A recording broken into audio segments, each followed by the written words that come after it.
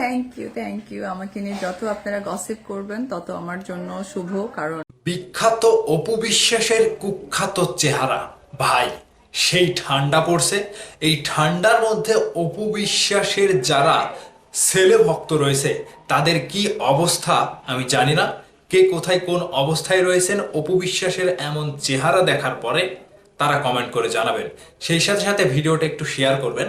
অপু বিশ্বাস নিজেকে, নিজের গোপনীয়তা প্রকাশ্যে নিয়ে এসে লাইভে এসে এটা কি দেখাইলেন, সেটা দেখার পরে আমি ভাই শীতে একেবারে জড়মড় হয়ে গিয়েছি, কোনো মতেই গরম হতে পারছি না। ঠিক অপু বিশ্বাসের এই চেহারা দেখার পরে বাংলার দর্শক ঢালিউড কুইন অপু বিশ্বাসের প্রশংসা কিংবা ট্রোল কোনো কিছুই করতে বাদ দিচ্ছে না।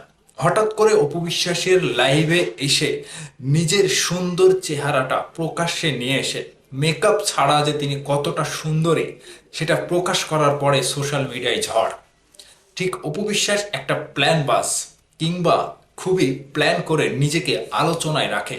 ঠিক সেই জায়গা থেকে বুবলি শতে গুণে সুন্দরী। এখন শাকিব খান ভাইয়ের কাছে কে প্রাধান্য পাবে কিংবা চেহারা দেখে শাকিব খান ভাই কার কাছে যাবে, এটা হচ্ছে মূল অংশ কিংবা মূল প্রসঙ্গ। যে শাকিব খানের সাথে যে নায়িকা দীর্ঘদিন সিনেমার ক্যারিয়ারে তিনি জুটি বেঁধে কাজ করেছে, সেই নায়িকার ভেতরের অবস্থা এরকম ভাই, চেহারা দেখে বাংলার পাঁচও কেউ বলবে না। অপু বিশ্বাসের চেহারায় রীতিমতো একটা ঘা ধরে গেছে কিংবা মুখের ফেস ঠিক আগের মতো নাই। অপু বিশ্বাসের মেয়াদ শেষ। তিনি লাইভে এসে নিজেকে যেভাবে আলোচনায় তুলেছে আবারও, সেটা দেখে এখন অনেকেই বলছে যে হ্যাঁ, অপু বিশ্বাস নিজেকে আলোচনায় রাখতে এত কিছু করতে পারে, এত নিচে নামতে পারে, এত কিছু করে লাইভে এসে তিনি মানে কি রে বলবো ভাই, এটা ছিল একটা অন্যরকম লেভেলের প্রচারণা, অন্যরকম লেভেলের প্রমোশন, যেটা হলিউড বলেন, বলিউড বলেন, কলকাতা বলেন, বাংলাদেশ বলেন, কোনো নায়িকাই করতে পারেনি। সেটা করে দেখিয়েছে অপু বিশ্বাস শুধুমাত্র নিজেকে আলোচনায় রাখতে।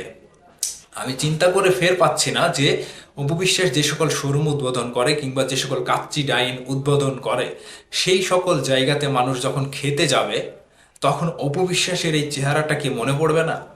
যে এই শোরুমটা কিংবা এই কাচ্চি ডাইন, এই হোটেলটা, রেস্টুরেন্টটা অপু বিশ্বাস উদ্বোধন করেছিল, সেই অপু বিশ্বাসের চেহারা কি অবস্থা সেটা কি মনে পড়বে? আর মনে পড়ার পরে কি খেতে ইচ্ছে করবে?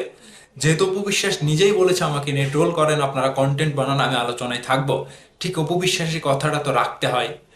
এই কথা রাখতে গিয়ে একের পর এক ভিডিও তৈরি হচ্ছে অপু বিশ্বাসের চেহারা নিয়ে, কেউ প্রশংসা করছে, কেউ বা আবার বলছে যে হ্যাঁ, সি সি সি অপু বিশ্বাসের এই একটা অবস্থা, একেবারে রীতিমতো তেনা বেনা অবস্থা, চেহারায় কি একটা অবস্থা, রীতিমতো ক্যামেরার সামনে এসে ফিল্টার মেরে ছবি ছবি প্রিন্ট করে কিংবা ছবি পোস্ট করে, কিংবা তিনি মেকআপ সুন্দরী, কিংবা তিনি আটা ময়দা মেখে নিজেকে এরকমভাবে কুইন বলে নিজেকে সম্বোধন করে।